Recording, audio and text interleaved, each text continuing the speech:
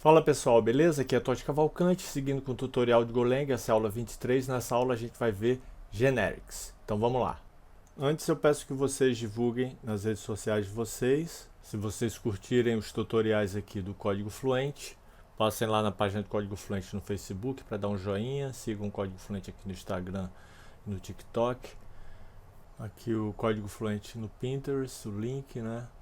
Aqui meus links afiliados na Hosting, DigitalOcean e One.com para vocês conhecerem os serviços dessas empresas.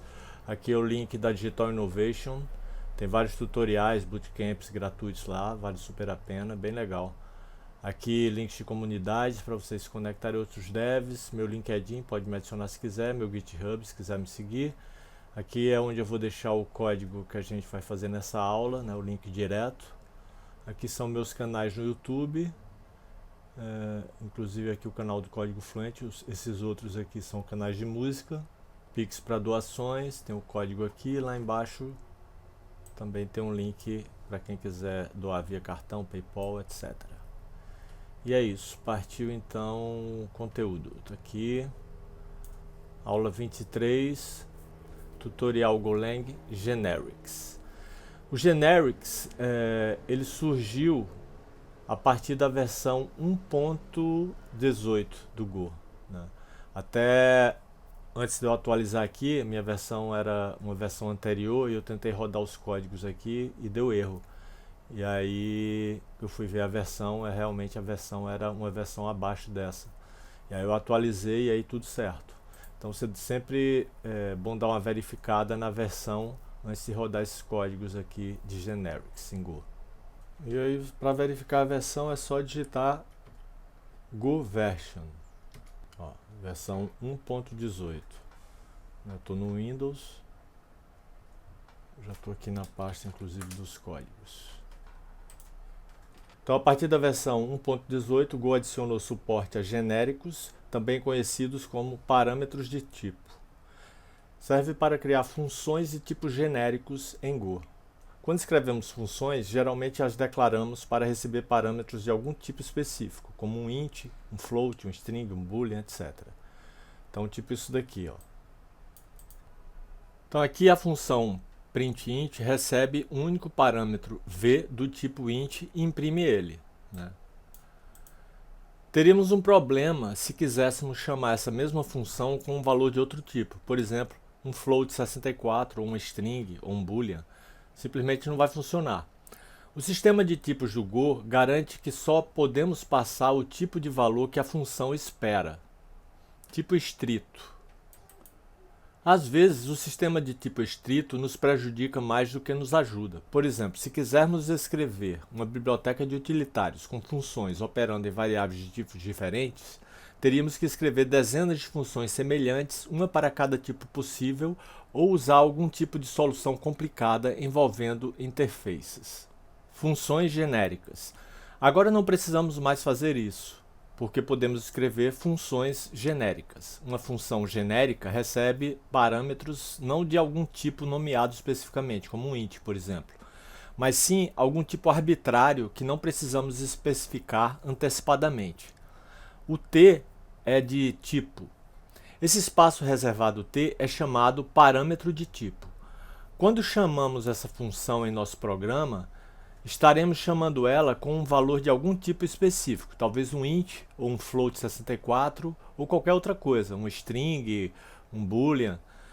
Mas não queremos ter que especificar isso antecipadamente quando estivermos escrevendo a função, porque queremos escrever uma função de propósito geral, que realmente não se importe com o tipo que está operando.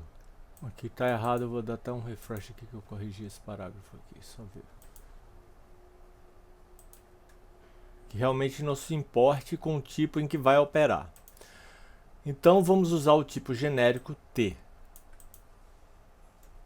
Podemos ler a printNsing, está errado aqui, ó, é um F, deixa eu trocar também, refresh. Podemos ler a printNsing, com esse T aqui entre os colchetes, como? Para qualquer tipo T, printNsing T recebe um parâmetro do tipo T, tipo genérico.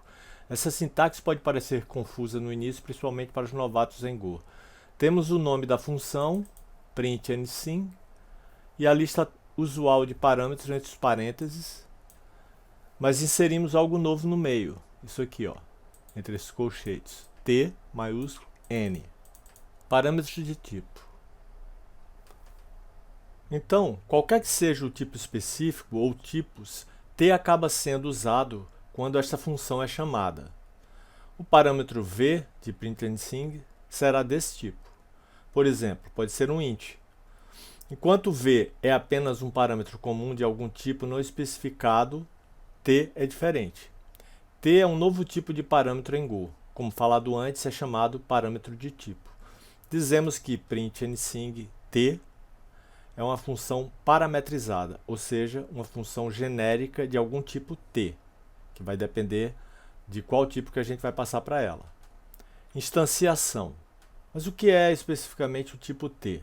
Depende do que decidimos passar para a função quando ela é chamada. Vamos ver como isso funciona. Suponha que o chamemos com o argumento int, por exemplo. Damos o nome da função, como de costume, e selecionamos qual t específico queremos, colocando-o entre colchetes após o nome. Então está aqui, ó, a gente está chamando a print_anything, está dizendo que nessa chamada a gente vai passar um inteiro, e esse inteiro é esse 5 aqui, ó, que a gente criou aqui nessa variável x. O que fizemos aqui acima é chamado de instanciar a função.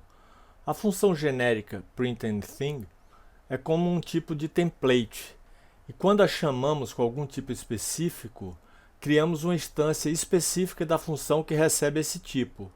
Podemos imaginar o compilador vendo essa chamada para print_anything e pensando: ah, agora eu sei que t é um int, então vou compilar uma versão do print_anything que recebe um parâmetro int. E é isso que acontece. Na verdade, geralmente não precisamos instanciar explicitamente a função fornecendo o nome do tipo entre colchetes. A gente pode chamar assim também direto, que o próprio compilador ele vai inferir a partir do contexto. Ó. Podemos deixá-lo de fora, então fica igual a chamada de uma função genérica comum, né? E se tivermos outra chamada para print_anything t em outro lugar no programa e dessa vez t for de um tipo diferente, como um string, beleza, sem problemas. O compilador produzirá outra versão de print_anything, dessa vez que recebe como argumento uma string. Para cada instanciação distinta de uma função genérica em um programa específico, o compilador produzirá uma implementação distinta da função que usa o tipo concreto necessário como parâmetro. Stencil, ou stenciling em inglês. Essa abordagem de implementação de genéricos é chamada de stenciling, que é um nome bastante apropriado. Você pode imaginar um compilador pintando com spray um monte de versões semelhantes da função, todas usando o mesmo stencil, e diferindo apenas no tipo de parâmetro que elas usam. Poderíamos ter feito a mesma coisa usando o maquinário de geração de código existente em Go, e de fato muitas pessoas fizeram exatamente isso antes da introdução dos genéricos. E se cria um código de máquina eficiente, porque não há indireção, ao contrário dos valores de interface. Ao contrário de interface, que tem uma natureza abstrata, funcionando como um mecanismo que oculta detalhes complicados de um objeto, a indireção refere-se a tornar a localização de um item transparente. Uma variável, por exemplo, é uma indireção. Podemos acessar uma posição de memória, mas a gente usa um nome que nos leva a essa posição de memória. Não precisamos de asserções de tipo, porque cada implementação diferente de print_anything sabe exatamente qual tipo concreto está recebendo. Este não é um exemplo particularmente convincente de genéricos em ação, porque já era possível escrever print_anything usando um parâmetro de interface vazio. Podemos simplesmente passá-lo direto para println, que também aceita interface. Função de identidade. Essa função aqui, ó, que a gente vai fazer usando interface. Vejamos um exemplo um pouco mais interessante, embora ainda bastante artificial. Suponha que queremos escrever uma função chamada identity, que simplesmente retorna qualquer valor que você passar. Como poderíamos escrever isso? É aqui que começamos a ir além dos limites das interfaces. Usando a interface, por exemplo, teríamos que escrever algo como isso daqui. Isso funciona, mas não é realmente satisfatório. Não temos como dizer ao compilador que o parâmetro da função e seu resultado devem ser do mesmo tipo concreto, seja ele qual for. Parâmetro de tipo. Agora sabemos como fazer isso usando um parâmetro de tipo, né? Dessa forma que está aqui. Lembra como ler isso daqui? Para qualquer tipo T, identity T recebe um parâmetro do tipo T e retorna um resultado do tipo T. Porque a variável v aqui que ele retorna, esse parâmetro aqui, ela é do tipo T, que é um tipo N, genérico. Vai depender do que você passar para ela. Instanciando essa função aqui. Então, eu vou chamar a println para ele imprimir o que retornar aqui da identity. Eu vou passar para a identity essa string aqui, ó, hello. Tá? E ela vai retornar simplesmente esse hello nessa variável v. E aí eu vou dar o println, a saída vai ser hello, porque ele vai retornar e o println vai imprimir o resultado do que retornar daqui, que é justamente essa string aqui. Agora você sabe como isso funciona. Nos bastidores, o compilador gera uma versão instanciada de identity que recebe um parâmetro de string e retorna um resultado em string. Esta é apenas uma função Go simples e comum que poderíamos ter escrito ou gerado mecanicamente. O ponto é, claro que não precisamos fornecer uma versão separada de identity para cada tipo concreto que queremos usar. Em vez disso, apenas escrevemos uma vez para algum tipo arbitrário T e o compilador gerará automaticamente uma versão de identity para cada tipo que é realmente usado em nosso programa. Então vamos ver esse código aqui, ó, chamei de generics _01 e a saída disso daqui é exatamente isso aqui, né? E vamos ver no Sublime, aí a gente roda e analisa o código. Então o 01. Então aqui, ó, print anything, né? T é do tipo N e ela recebe um vetor desse tipo arbitrário, né? Que a gente não sabe qual é. Vai depender do que a gente passar para ela, né? Ó, aqui a gente está passando, nesse primeiro caso aqui da linha 15, né? Passando uma lista, né? Com duas palavras, duas strings, hello e word. Hello, vírgula, né? Essa string aqui e essa string aqui. Aqui na segunda, na linha 16, a gente está passando dois inteiros numa lista, né? Isso aqui também está numa lista, por isso que tem esses colchetes aqui. Então a lista com uma string hello, vírgula, espaço, e o segundo item dessa lista é word, a string word. Já aqui a gente está chamando, passando dois inteiros, então uma lista com dois inteiros. Aqui a gente está passando uma lista com dois floats, né?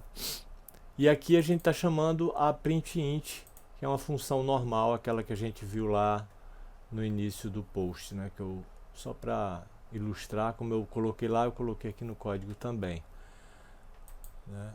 Aqui é a print anything, né? Ela vai fazer aqui dentro, né, um for, né, dentro dessa lista S de tipos arbitrários, né? A gente vai pegar só o valor, a gente não quer pegar o índice, por isso que a gente coloca esse underline ali, né? A gente só quer o valor e a gente vai imprimir esse valor. Tá, deixa eu colocar isso aqui para baixo. Tá mal indentado agora que eu vi.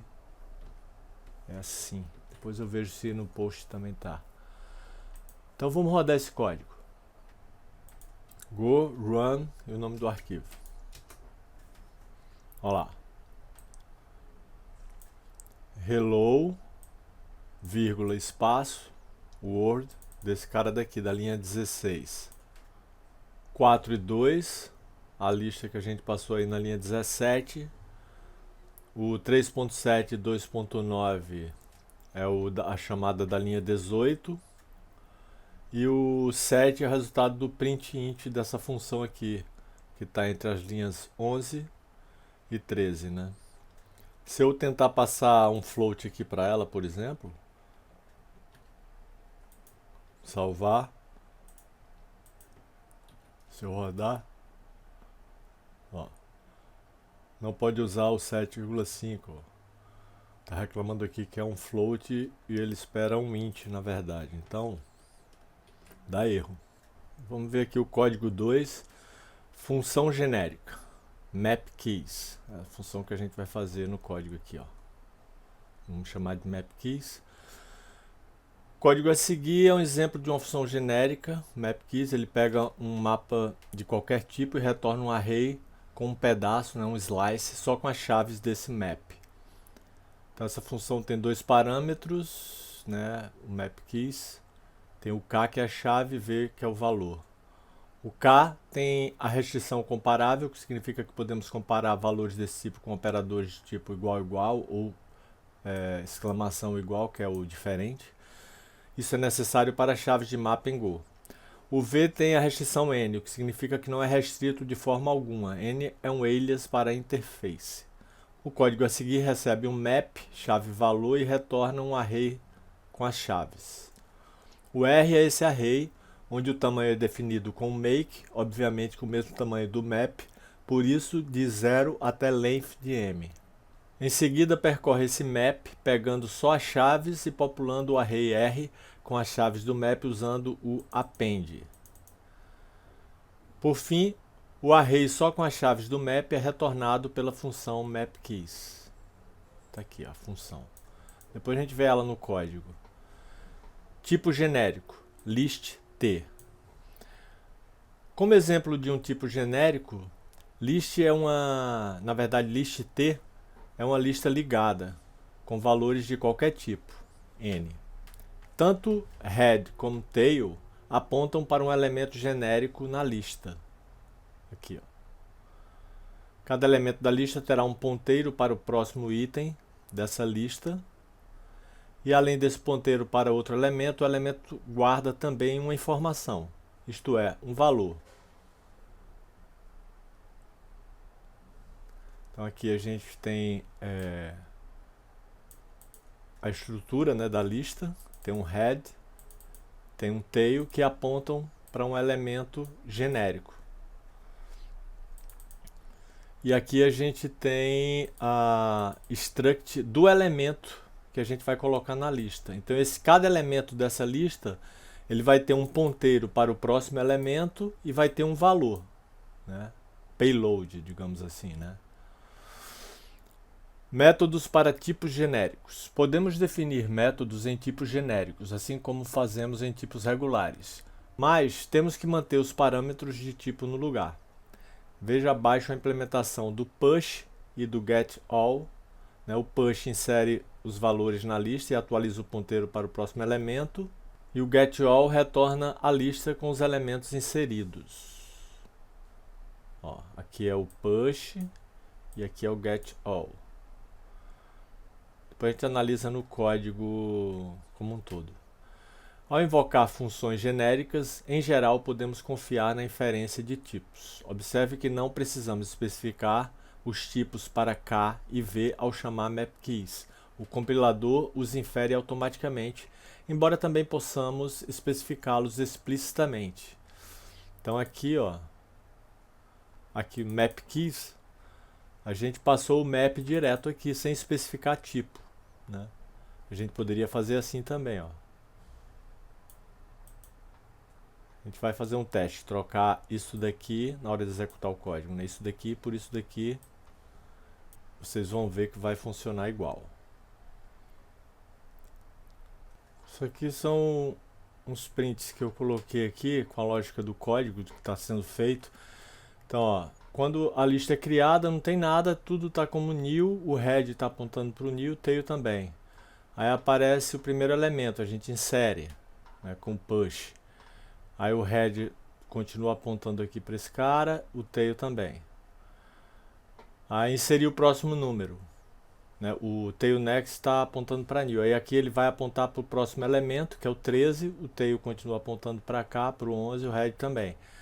Em seguida o tail, ele é reatribuído através do tail next, ele passa a apontar para onde o tail next está apontando também. O head permanece no mesmo lugar. Na verdade, o head não está sendo atualizado em lugar nenhum, né? E aí ele vai seguindo isso, à medida que os elementos vão inserindo, né? O tail next aponta para o próximo elemento, em seguida o tail passa também a apontar para esse elemento, né? Depois o tail next pula para o próximo elemento inserido, o tail continua apontando para o anterior, depois ele atualiza e aponta para o elemento atual, e assim vai até completar todos os elementos aí que a gente inseriu. E aqui é o código completo. Eu vou pular para o Sublime para a gente... essa saída aqui tá diferente do que a gente vai ver, porque eu coloquei vários prints aqui para poder ilustrar o passo a passo, né? Vamos ver lá. Então tá aqui o código 02, fechar aqui o 01, né? Eu dei esses prints aqui, ó, tá vendo? São esses prints aqui que eu tô falando.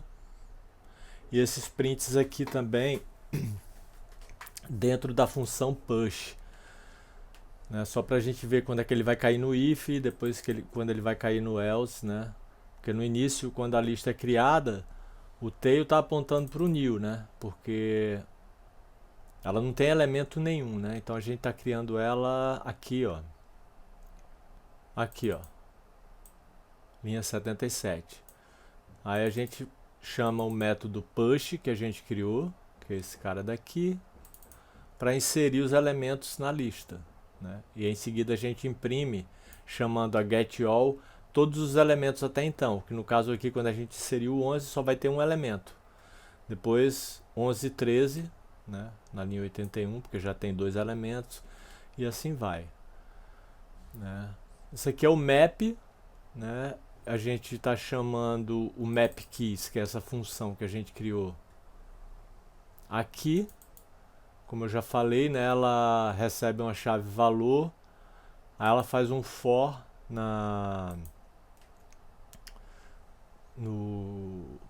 aqui na linha 17 a gente cria esse vetor que a gente vai retornar, que é o vetor R, aquele que a gente cria ele vazio, né? E make, né? E esse vetor ele vai da posição 0 até o tamanho do map, né? Então o nosso map são 3 elementos, aqui, tamanho 3, ó, aqui, ó. Chave 1, o valor é 2, string 2, né? A chave 2, o valor é a string 4. Chave 3, valor string 8, né? Então são 3 elementos, então length de m é 3. Ele vai fazer um for e vai popular esse array criado aqui na linha 17 só com as chaves desse map, ou seja, só com esses caras aqui, ó, 1, 2 e 3. Né? E vai dar um print, cadê o print aqui, ó? Ele vai chamar o map keys e o que vai ser retornado são só as chaves. E ele vai dar um print, concatenando aqui keys m, 2 pontos, e o que retorna de map keys, passando esse map que a gente criou aqui na linha 65. Né? O map é esse cara daqui, ó. É isso, vamos rodar o código então. Go run generics underline 02, vou dar o enter. Olha lá. Tail inside if, que é esse cara, vamos ver aqui, ó. Primeiro aqui, ó, 1, 2, 3, são as chaves que foi retornado aqui do map keys, esse R aqui, ó. Só com as chaves desse map que a gente está passando aqui, né? A gente criou o map aqui na linha 65, atribuiu a variável m, as chaves é 1, 2 e 3, e os valores, as strings que estão aqui em cada um, né? E aí a gente chamou o map keys aqui dentro desse print e ele imprimiu aqui, ó, keys m, 2 pontos, e o resultado, né, que foi o retorno, que foi essa lista com as chaves do nosso map, né? Aqui no método push, na hora que a gente inseriu o primeiro elemento, o tail não estava aqui, ó, list né, LST tail, ele está como new, assim como o head, não está apontando para ninguém, tá? Aí aqui a gente atribui o elemento que a gente mandou para cá. No caso aqui, o primeiro elemento que a gente está mandando é o 11. Então o 11 chegou aqui e nessa linha aqui ele está pegando esse 11 e colocando no head. Então, ó, head inside if after assignment. Então é dessa linha 43 aqui, ó. E o tail a mesma coisa, porque lst.tail a gente está atribuindo ao valor que está em lst head, que é o que? 11. Né? E esse list 11 é resultado desse print aqui do get all, aqui, o primeiro, 79. Por enquanto a gente, nesse caso aqui, a gente só inseriu 11. Aí ele rodou de novo aqui, ó. Na linha 80 teve o push do 13. Então, ó, ele entrou no else. Por quê? Porque ele não caiu nesse if daqui. Porque o tail não está mais como new. Agora o tail tem um valor, então ele caiu aqui no else. Esse print alien aqui vazio é só para dar esse espaço aqui, ó, né, no print, para ficar mais fácil. Então aqui, ó, 11, 13, né? Depois 11, 13, 29. E esses prints aqui só para situar o que é, né, esses ponteiros aqui, né, do next, que na verdade só está sendo usado o ponteiro do tail e o tail next, né, que está sendo atualizado. O head a gente só usou ele aqui, ó, no if. Então esse head na verdade vai ficar parado, né, como eu mostro lá na ilustração. Aqui, ó, tá vendo que o head ele aponta aqui para o 11, primeiro ele aponta para new, depois para o 11 e fica no 11, ó. Não tem atualização nele, né, no caso desse código. E é isso, não tem grandes coisas aqui não, né? Isso aqui é mais a parte relativa à lista, mas o mais importante são as funções genéricas, os tipos genéricos, né? E é isso. Eu vou deixar o código assim, com esses prints todos aqui, apesar que no post, se vocês virem aqui, ó, não tem os prints aqui, nem aqui dentro da push. Ela está bem limpa, né? Se eu não colocasse todos aqueles prints, a saída seria... Aliás, isso aqui está errado. É porque eu troquei, coloquei outros números, né? Aqui seria 11, 13, 29, 37. Eu vou trocar aqui, peraí. Só um refresh aqui.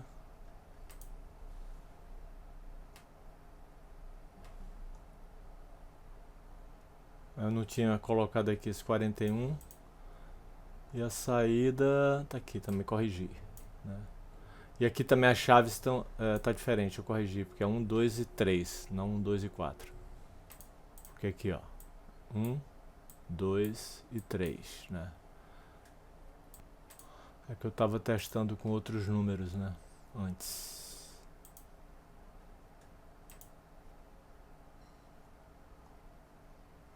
Beleza, 1, 2 e 3, beleza, agora ficou certo.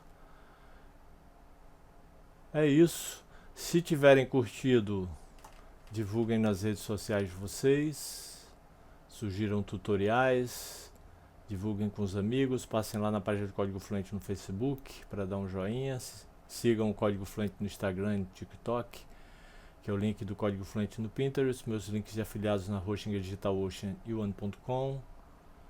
Aqui o código para Pix, para quem quiser fazer doações, e lá embaixo aqui para quem quiser doar via PayPal, cartão, etc. Valeu, obrigado, até a próxima e bons estudos.